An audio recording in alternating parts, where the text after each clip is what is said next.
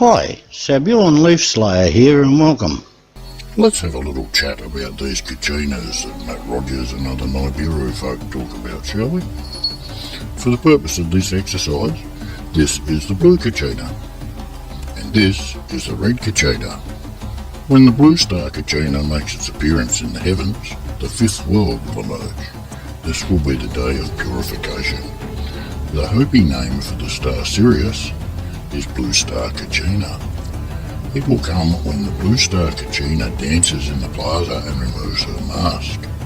In the final days, we will look up in our heavens, and we will witness the return of the two brothers who helped create this world in the birthing time. There is the guardian of our North Pole, and his brother is the guardian of the South Pole. In the final days, the Blue Star Kachina will come to be with her nephews, and they will return the Earth to its natural rotation, which is counterclockwise. The return of the Blue Star Kachina will be the alarm clock that tells us of the new day and the new way of life. A new world is coming. This is where the changes will begin. They will start as fires that burn within us, and we will burn up with desires and conflict if we do not remember the original teachings and return to a peaceful way of life. Not far behind the twins will come the purifier, the Red Kachina. It will bring the day of purification. On this day, the earth, her creatures, and all life as we know it will change forever. There will be messengers that will precede this coming of the purifier. They will leave messages to those on earth who remember the old way.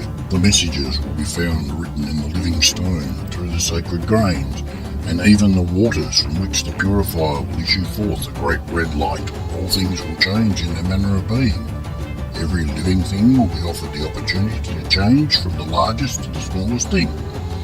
Those who return to the ways given to us in the original teachings and live a natural way of life will not be touched by the coming of the purifier. They will survive and build the new world.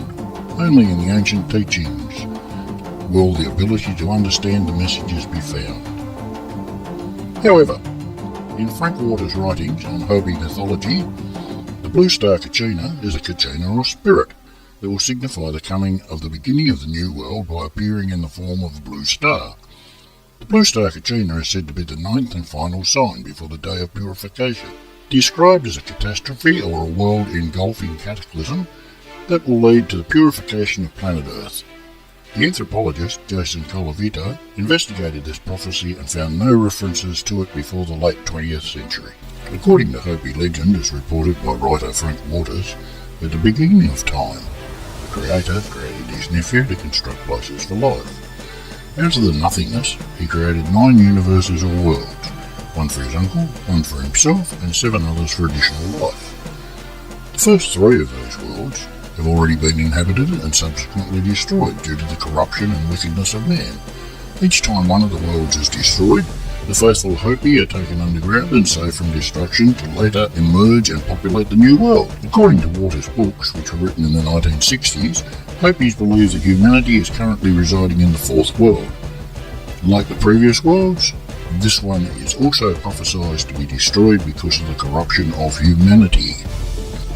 The anthropologist Jason Colavito has not been able to find any reference to the name Blue Star Kachina before Frank Waters' Book of the Hopi in 1963. He concludes that it is probably a late 20th century invention. In his article, he found that the earliest mention of the 9 signs that are now associated with the Blue Kachina is to a Methodist pastor, David Young, who picked up a Hopi hitchhiker, White Feather, in 1958 and then wrote a pamphlet based on his memories of what they said.